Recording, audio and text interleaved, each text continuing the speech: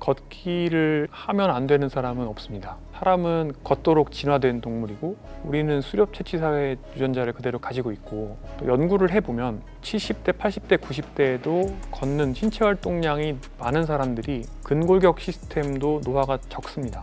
물론 너무 많이 걸으면 안 되는 분들이 반드시 있습니다. 근력에 최적화된 운동이다. 네, 재밌네요. 왜냐하면 어저께 제가 이 내용을 다른 신간의 원고를 썼거든요. 그래서 네, 아주 좋은 질문이고요. 걷기만 해도 병이 낫는다라는 말이 있습니다. 또 반면 걷기만 했는데 병이 들었다, 이런 말도 있습니다. 사람은 원래 걷도록 설계가 되어 있고, 수렵 채취 사회에서의 사람들은 하루 10km에서 15km, 많게는 20km까지 걸었습니다. 사람은 이족 보행을 하고, 수렵 채취 사회에서 가장 큰 장점 그리고 강점은 오랫동안 걷고 뛸 수 있다는 것이었습니다. 그런데 현대 사회에서 우리는 대부분 많이 걷지 않습니다. 최근의 조사에 따르면 서울 시민이 평균적으로 하루에 걷는 걸음수는 5,000보가 채 되지 않습니다. 충분히 걷지 않으면 여러 가지 변화들이 생기게 되는데, 주로 앉아서 생활을 하면서 신체 활동이 적게 되면 엉덩이 관절과 어깨 관절이 딱딱해지고 가동 범위가 줄게 되고요. 그다음에 흉추도 가동 범위가 줄게 되고, 이 변화는 결국에 거북목을 만들게 되고 또 허리 디스크를 만들게 됩니다. 그러니까 근골격계 계통들이 전반적으로 걷지 않으면 굉장히 빨리 나빠진다고 볼 수가 있어서, 걷는 행위는 어떻게 보면 생존을 위한 필수 영양소라고 생각할 수가 있습니다. 운동은 약이다라고 하는데, 걷기는 걷기 운동이라고 하기보다는 정말 꼭 먹어야 하는 밥과 같은 것입니다. 그러니까 영양소라고 볼 수가 있습니다. 어르신들에서 걷지 않으면 굉장히 빠르게 근육의 기능, 특히 하지 근육, 다리의 근육의 기능이 떨어진다고 생각을 할 수가 있고요. 그렇기 때문에 걷는 것은, 특히 많이 걷는 것은 권장되어야 합니다. 그런데 이제 걷기만 해도 병이 나시는 분들이 있습니다. 실은 젊었을 때 많이 안 걸으신 분들인 경우가 많거나, 아니면 이미 연골이 안 좋으신, 무릎 연골이 안 좋고 그 무릎 연골이 안 좋은 이유는 무릎 주변의 근육이 취약하기 때문인 경우가 많습니다. 또는 근육량과 근력에 비해서 체중이 너무 많이 나가서 그렇기 때문에 근골격계의 안정성이 떨어지고 총체적인 기능이 떨어져서 그런 경우가 많죠. 이런 문제를 해결을 하기 위해서, 그러니까 걷고 나면은 오히려 골병이 들고 무릎이 나가고 마모가 되고 발목이 나가고 이런 문제들이 생기는 걸 예방하기 위해서는 걷기 전후로 스트레칭을 충분히 해주고, 또 걷기만 해서는 안 되고, 대부분의 어르신들이 근력이, 특히 코어 근육이 부족한 경우가 많기 때문에 코어 근육 그리고 엉덩이 근육, 둔근이라고 하는데, 이 두 가지 근육군에 대한 운동을 해주는 것이 반드시 필요합니다. 또 하나가 올바르게 걸어야 한다는 것인데요. 주로 이제 어르신들이 되시면은 이제 팔을 잘 흔들지 않게 두고, 그리고 또 구부정한 자세로 팔자로 걸으시게 되는 경우가 많고요. 걷는 자세를 전문가분들께 배운다거나, 그런데 이게 또 한편으로는 코어나 둔근이 개선되고 스트레칭이 되면 걷는 자세가 자연스럽게 좋아지는 부분도 있습니다만, 또 올바른 자세로 걷는 연습을 이제 하시면서 걸으시는 게 도움이 됩니다. 실제로 저희 병원 앞에 있는 올림픽공원이나 이런 곳에서 걸으시는 모습들을 보면 상당히 오히려 무릎의 부하가 심해지거나 또는 허리에 부하를 주는 방식으로 걷는 분들이 많아요. 우선 목은 너무 과도하게 치켜 세우지 않고요. 시선은 정면을 보고, 그리고 어깨에는 힘을 빼고, 그리고 자연스럽게 팔을 벌리고 팔을 저으면서 억지로 11자를 만들려고 노력할 필요는 없습니다. 하지만 과도하게 팔자로 하는 것도 좋지 않고요. 또 너무 파워워킹을 하겠다고 큰 보폭을 만들 필요도 없습니다. 편하게 걸을 수 있는 보폭과 보행 속도로 걸으시는 게 좋습니다. 특히 허리도 억지로 펴기 위해서 노력하시는 분들이 많은데, 허리 자체, 그러니까 등에 힘을 준다기보다는 복근과 골반저 근육을 포함한 약간의 앞쪽에 힘을 살짝 주고 신경을 쓰시면서 걸으시면 안정적으로 전신의 균형을 만드실 수가 있습니다. 이 정도를 참고하셔서 걸으시면 아마 보다 더 근골격계나 여러 가지 몸에 이제 고장을 만들지 않고 자연스럽게 걸으실 수가 있을 겁니다. 걷기를 하면 안 되는 사람은 없습니다.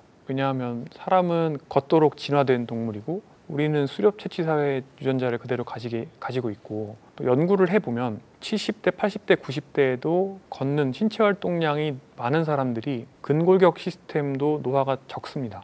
또 하나는 걷기는 정말 만병통치약과 비슷한 효과가 있는데, 최근에 굉장히 흥미로운 연구가 미국에서 발표되었는데 대략 한 10,000보까지는 1,000보 더, 하루에 1,000보 더 걸을 때마다 고혈압, 당뇨 이런 여러 가지 만성 질환들의 위험도가 10% 이상 감소됩니다. 특히 합병증이 동반된 당뇨병은 1,000보 걸을 때마다 거의 위험도가 30% 이상 감소가 됩니다. 세상에 우리 인류가 가지고 있는 약 중에서 이 정도의 광범위한 효과를 가지고 또 다른 연구들에서 보면은 인지 기능도 좋아집니다.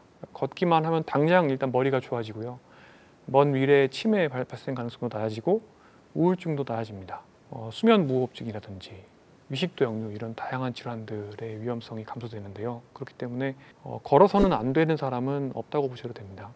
그런데 이 연구에서 대략 여러 가지 이익들이 이제 평탄해지기 시작하는 지점이 8,000보에서 10,000보 정도였습니다. 결론적으로는 말씀드리면 요즘 너무 많은 분들이 20,000보, 25,000보 이렇게까지 무리해서 걸으시려고 하는 경우가 많은데 굳이 이렇게까지 하기 위해서 무릎도 아픈데 걷는 능력뿐만 아니라 예를 들어서 여러 가지 관절들의 가동 범위라든지 또는 근력이라든지 이런 것들이 오히려 떨어져 있는데 이런 것들에 집중할 시간을 줄여서 좀 걷는 양에 집착하는 거는 좀 좋지 않은 접근이라고 할 수 있습니다. 물론 너무 많이 걸으면 안 되는 분들이 반드시 있습니다. 제가 제일 안타까운 경우는 굉장히 깡마르신 분들이죠. 굉장히 깡마르시고 특히 근육도 호리호리한데 더 빼빼해지고 마르시고 싶으셔서 정말 하루에 15,000보, 20,000보 걸으시면서 굉장히 소식하시고 이런 분들이에요. 노년기가 되었을 때 이렇게 에너지 부족 상태를 계속 만들게 되면 계속 근육이 빠지게 되고 나중에는 신체 기능이 결국 떨어지게 됩니다. 그래서 근감소증에 빠질 우려가 있는데 실제로 근감소증이 생겨서 저희 진료실을 찾으시는 분들도 덜어 있습니다. 그렇기 때문에 중용이라는 게 가장 중요합니다. 너무 과도하지 않은 것이 중요하고 적정선을 지키게 되면 별 문제가 없고 반대로 걷기 같은 만병통치약도 너무 무리해서 과도하게 나한테 적용을 하게 되면 해가 될 수가 있습니다. 잘 걸으시기 위해서도 반드시 필요한 운동들을 몇 가지 말씀을 드리겠습니다. 첫 번째로 코어 운동들이 있죠. 코어 운동들로 가장 대표적인 것이 브릿지 운동이 있습니다. 엉덩이를 누워서 드는 운동인데 브릿지 운동만 하셔도 특히 요실금, 변비 이런 것들이 많이 좋아지시는 분들이 많고요. 그다음에 스쿼트입니다. 스쿼트는 체력이 많이 약한 분들은 월 스쿼트라고 해서 벽에서 기댄 상태로 상체를 내려오는 방식으로 운동을 하셔도 좋고 맨몸으로 그냥 스쿼트를 하시는 것도 좋습니다. 그 다음으로 쉽게 하실 수 있는 운동이 플랭크입니다. 플랭크 운동, 플랭크 자세는 이 코어 전반에 큰 도움이 되고 많이 하시게 되시면 호흡도 안정되는 효과가 있습니다. 플랭크는 엎드려서 하는 플랭크도 있지만 옆으로 하는 사이드 플랭크라는 것도 있습니다. 사이드 플랭크를 같이 해주시면 척추 건강에도 도움이 될 수 있습니다. 그 외에도 누워서 다리를 이제 교차해서 뻗는 슈퍼맨이라고 하는 운동도 있습니다.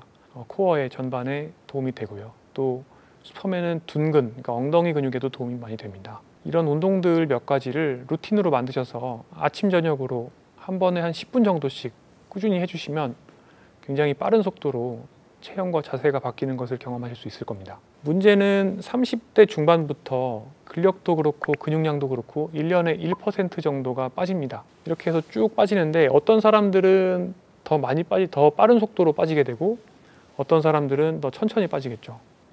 이런 것들이 쭉 내려와서 어느 정도가 되면 아슬아슬하게 겨우 의자에서 일어날 수 있는 정도의 근력만 남을 겁니다. 근데 제일 문제가 되는 건 뭐냐면 노년기에는 병치레를 하게 된다는 거죠.